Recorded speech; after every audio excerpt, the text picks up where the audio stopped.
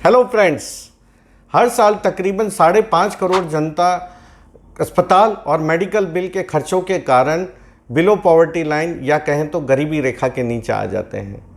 और यही नहीं, एक व्यक्ति बीमार हो भी जाता है तो उसके पूरे खर्चे में 70% जो खर्चा है वो दवाइयों पर आता है।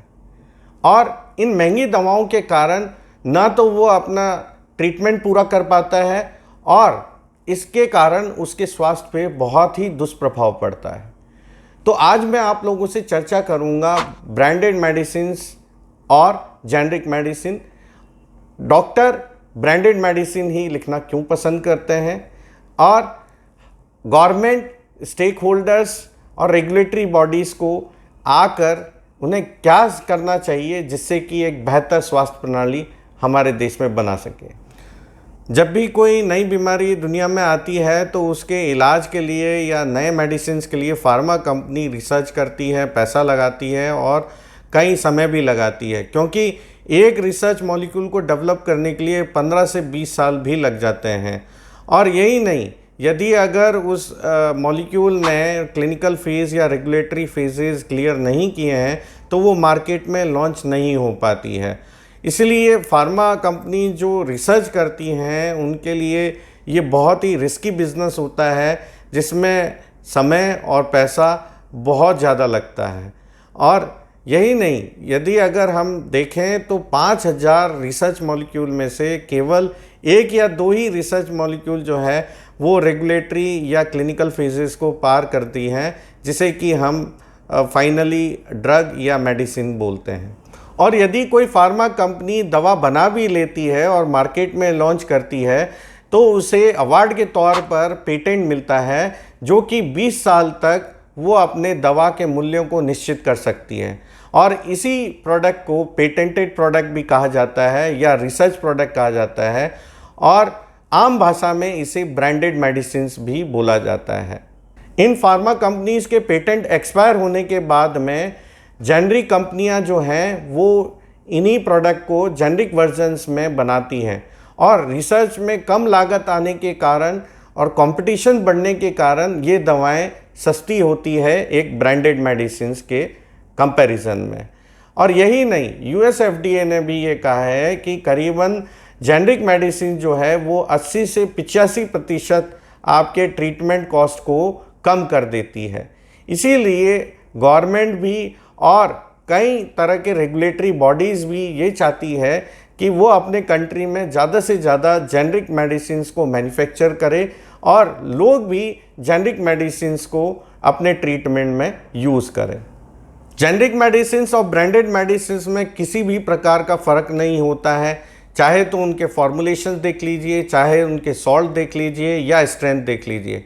और यही नहीं, जेनरिक मेडिसिन जब भी मार्केट में आती है तो वो सारे क्वालिटी, सेफ्टी और एफिकेसी पैरामीटर को कंप्लीट करके ही मार्केट में आती है।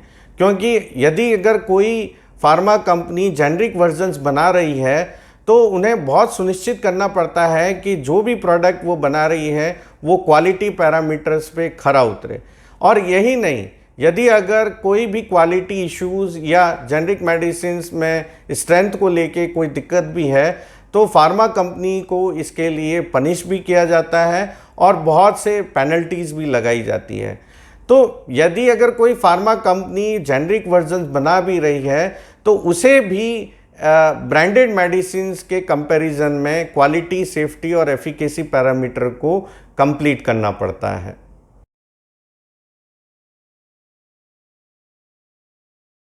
वैसे तो यूएस, यूरोप और वेस्टर्न कंट्रीज़ में ब्रांडेड मेडिसिन्स सिर्फ और सिर्फ रिसर्च मॉलिक्यूल या पेटेंटेड प्रोडक्ट ही कहलाती हैं, और जेनरिक कंपनीज जो हैं वो कॉपी वर्जन बनाती हैं पेटेंटेड प्रोडक्ट्स का, वो भी पेटेंट एक्सपायर होने के बाद।